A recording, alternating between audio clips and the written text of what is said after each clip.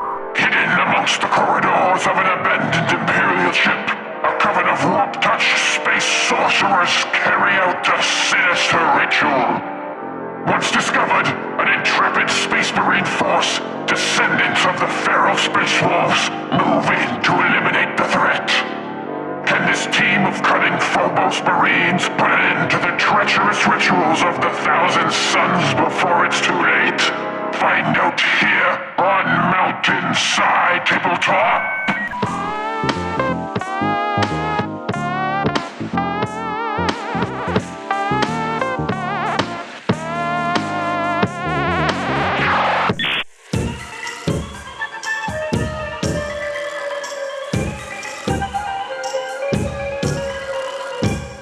What's up, y'all? Vic and I are back with another Kill Team Battle Report here, back into the dark, and my Warpcoven are making a comeback, making their second appearance here.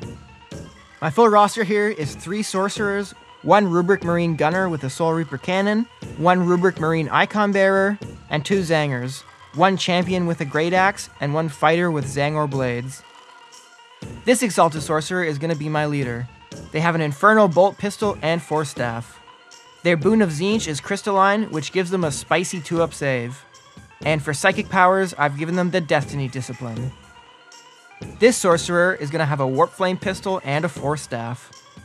Its Boon of Tzeentch is Patron of Destiny, which is going to give it the chance to make some extra rerolls, and for Psychic powers, it's got the Temperic Discipline. This Sorcerer is going to have a Force Staff and Prospering Khopesh, making it more melee focused. It's going to have the Time Walker boon, which adds 1 inch to its move characteristic and gives it an extra die when it fights in combat. And for its psychic powers, it's going to have the Temperic Discipline. Alright, for equipment, I've given my leader a Sorceress Scroll with Infernal Fire. Since I'll be going up against an elite team, this will just help me target fire one of Vic's models down. I've also given a high capacity magazine to my leader and icon bearers, which will give them ceaseless on their Infernal Bolt weapons. I've seen all this before, so there's nothing that really worries me, but the melee bird can definitely chew through some wounds, and with that extra movement, can easily get to some points and probably score some tac ops too, so really that's my main concern, and I'll just have to keep an eye on him throughout this battle. Yeah, he can be pretty spicy. Yeah, spicy bird.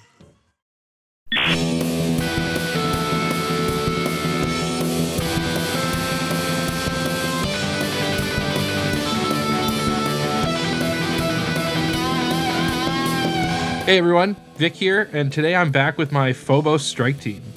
Last time they got trampled by the Blooded, and I'm hoping for a better result today. So my list is pretty similar. I've got a Saboteur, Marksman, Veteran with Lethal 5 and Balanced, a Helix Adept, a Commsman, and now, new to my roster, a Reaver Sergeant. Everyone's got their standard loadout, and the Reaver has been equipped with the Special Issue Bolt Pistol and Combat Blades. Since they've buffed Terror to cost 0 AP, you can just assume that I've used it every turn, and I'm not going to say it every time I activate it. So, obviously, the guard action in close quarters is a bit of a stealth nerf to the Marksman, because everyone can kind of track target now, but being able to do it from concealed is still really strong, so hopefully I'll be able to maintain some control of the board with just the threat of his shot. For equipment, I've given a Grav Shoot and Shock Grenade to my Sergeant, and Smoke Grenades to my Commsman and Helix Adept. So a lot of these elite Phobos Marines here have really good shooting, but one stands out in particular, and that's the Marksman.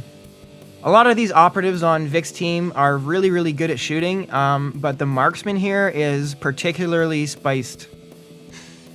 So if he gets put in a well-defended spot, I'm going to have a really hard time killing him, and if I can't kill him, I'm going to have a really hard time just moving around the board in general. So let's hope you misplay and let me shoot you. Today's battle is going to take place on the Channels map from the new Critical Operations pack. The map is made up of 6 kind of smaller rooms with 1 really big room in the center with a ton of doors, but not where you'd really want or expect them to be. The mission we're playing today is Capture. So if you control an objective at the end of the turning point, you score a victory point and it'll stay under your team's control until an enemy captures it. Next, we roll off and Vic wins. He opts to be the attacker, and then we set up our barricades and operatives. In the scouting phase, Vic chooses to place an extra barricade, and I give myself the option to change an order marker in the first turning point. This gives Vic the initiative for turning point 1, and the battle begins. Alright, top of turning point 1, and neither of us reveal any strategic ploys. In the target reveal step, I reveal Seize Access Point. To score this, I need to have operatives near a specific access point at the end of the game, and I'm going to select the access point leading into the room with Objective 3 to be that access point. Alright, first activation of the game, my Saboteur is going to dash, move, and open this door. Obviously I'm not concerned about that Zanger, so might as well just clear the way. Alright, now my other Zanger is going to open this door and move up into the big middle room. Alright, now my medic is going to open the door, move on to Objective 2, and then throw a smoke to shield the way for the marksman. I'm going to move up this Zangor to get on Objective 4. Alright, now my Reaver is just going to move, dash, and strategize to give me an extra CP. Alright, now I'm going to activate this Bird Sorcerer. I'm going to move up to this door, and I can just make it because I have an extra inch of movement from Time Walker. Then I'm going to open the door and cast Ephemeral Instability to slow down all of Vic's operatives for the rest of the turning point. Alright, the Commsman is going to move up towards the door in the center. I'm not going to open it here because it might just invite an attack from Brad. I'm going to move up this Icon Bearer onto Objective 6 and then pass out the rest of the turn. There's no need for me to guard here since there's no possible way that Vic can get into line of sight. Alright, now my Vet is just going to move to the back of the board and guard. I'm far enough away from the door that I'm going to stay obscured here and can keep a pretty good cone of fire in the main room. I'm going to activate my Sorcerer and move up. Alright, now my Marksman is going to open the door and track target. Going to move back a bit so I stay obscured and concealed. Alright, now I'm going to move up my Heavy Gunner and then just stay concealed. Really here, I'm just trying to set up plays in future turns. And then since Vic is all out of activations, I get to go again. And I'm just going to move and dash my leader into this top room near Objective 3. And that's the end of the turning point. Alright, so at the end of turning point 1, Brad wins 3 points from primaries and I just win 2. I've got some big plans over on my side of the map, so I'm just going to let Brad do all his creepy rituals over there while I try to infiltrate the board. Yeah, you probably noticed that Vic and I really committed to opposite sides of the board, and it's going to be interesting to see how that plays out. I've got some unrevealed tac ops that are just going to really let me play defensively in the room with Objective 3, and I think if I can hold that area down, I have a really good shot at maxing out my secondaries. At the top of turning point 2, we both go up a command point and I win the initiative roll.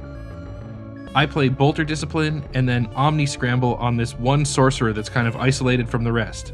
This means he won't be able to activate until Brad's 5th activation at the earliest. That's pretty annoying. I'm going to spend 1 CP here to play Psychic Domain, which just means that all of my sorcerers can cast 2 psychic actions in this turning point. For Tac Ops, Vic reveals Shock and Awe, Eliminate Guards, and Executioner. For Eliminate Guards, he marks the Zanger on Objective number 4 for the kill, and for Executioner, he tasks his Reaver Sergeant with killing the same Zangor. For my Tac Ops, I'm just going to reveal Escort Operative, and I'm going to choose the Melee Bird Sorcerer as the operative that needs to be escorted. Alright, well I basically have to decide if I'm going to save my medic or score a bunch of points, and I really don't want Brad to mess up my ability to score the points, so my Sergeant is going to charge into this Zangor and pretty easily kill them.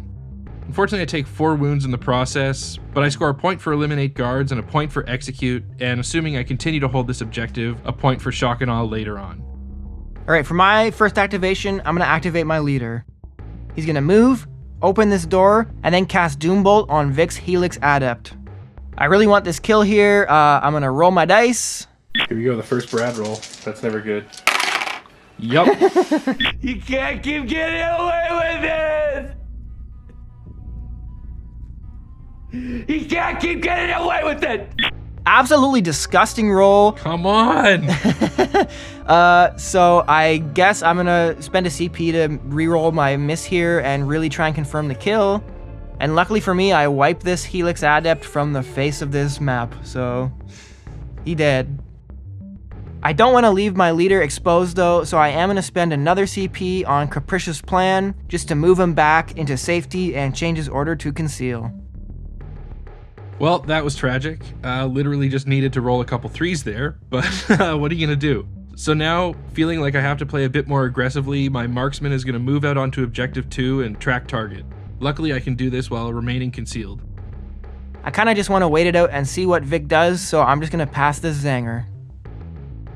Alright, well, my Saboteur is gonna move, dash, and then guard near this door by the Reaver.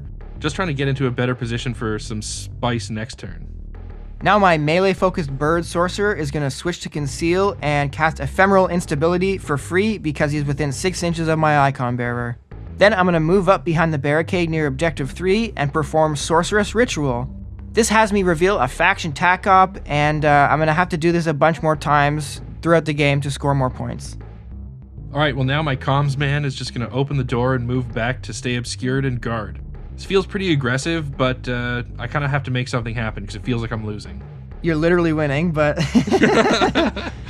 Alright, my Icon Bearer is just gonna move up near this door.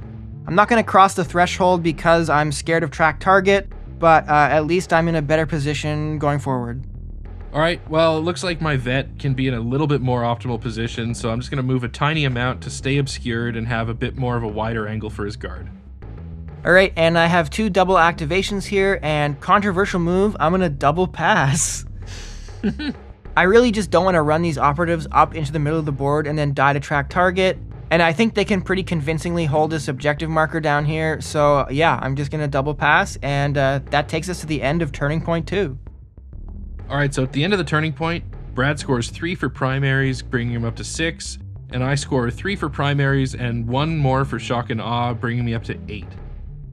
Honestly, I know I'm ahead on the scoreboard, but losing that medic really hurts, both in terms of board control and durability. Yeah, I do feel really good about having that early kill. However, losing that Zangor was kinda bad. Going into this turning point, I didn't really care if he died, but once you revealed your tac ops, I realized that I basically just gave you 2 really easy points. Yeah, I basically traded my medic for a Zanger and 3 victory points, which is not bad, but it hurts. That's a pretty good trade. Yeah. You win with points, not with medics.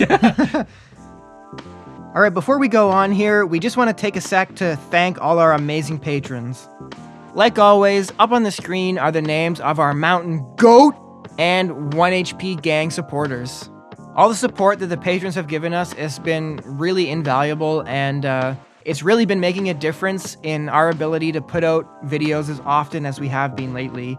If you yourself are interested in becoming a patron, you can check out all the available perks over at our Patreon page. The link's in the description of this video, and every single patron really makes a big difference to us. So to all our patrons, thank you. And now back to the game. Alright, top of Turning Point 3, and there's a huge initiative roll here. Luckily, I win it, and Victor thinks that he lost. Yeah, I do. Even though he's winning. For strategic ploys here, I'm going to play Psychic Domain again. Vic's going to spend 2 CP, 1 on Vanguard and 1 on Bolter Discipline, and then he's going to scramble the same sorcerer that he scrambled in the last turning point.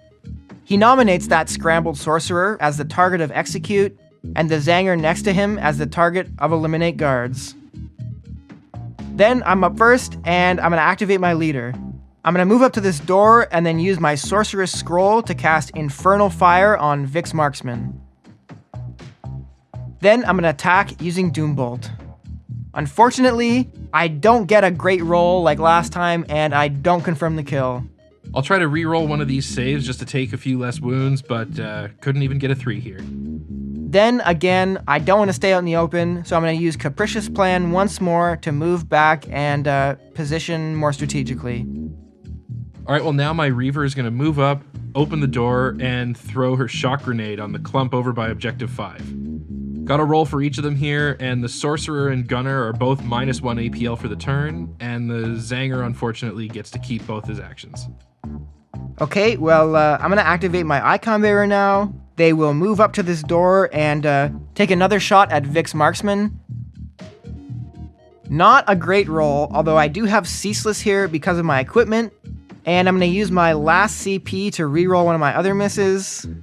But unfortunately, Vic saves just enough to survive at 1 HP.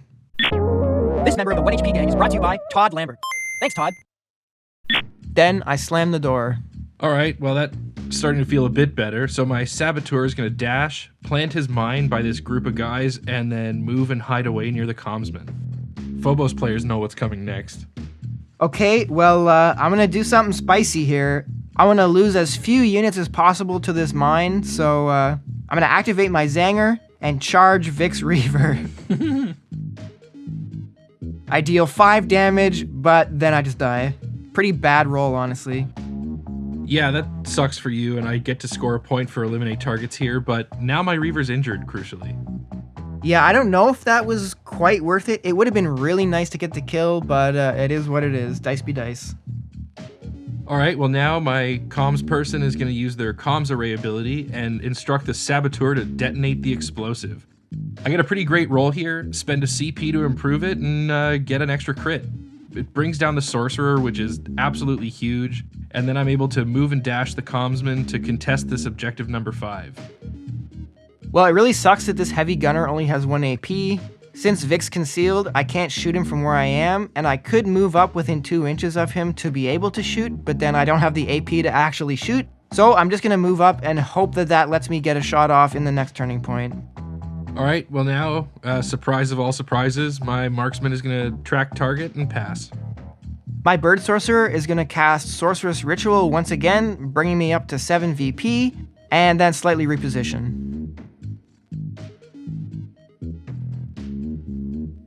All right, well now with the last activation, my veteran is just going to move and dash up to this door by all the creepy chaos stuff going on in there. And that's the end of the turning point. So here, Vic gains 4 victory points for primaries and 1 from Shock and Awe, which sets him at a total of 14. I just gained 2 for secondaries, and I'm up at 9. I am feeling okay about this though, because a lot of my tac ops are going to score at the end of the game, so I'm not out of it yet. Yeah, that was a pretty crazy turning point. To be honest, they've all been kind of crazy turning points. I think I'm finally feeling good in this game, but it's still definitely a 3 result possibility here.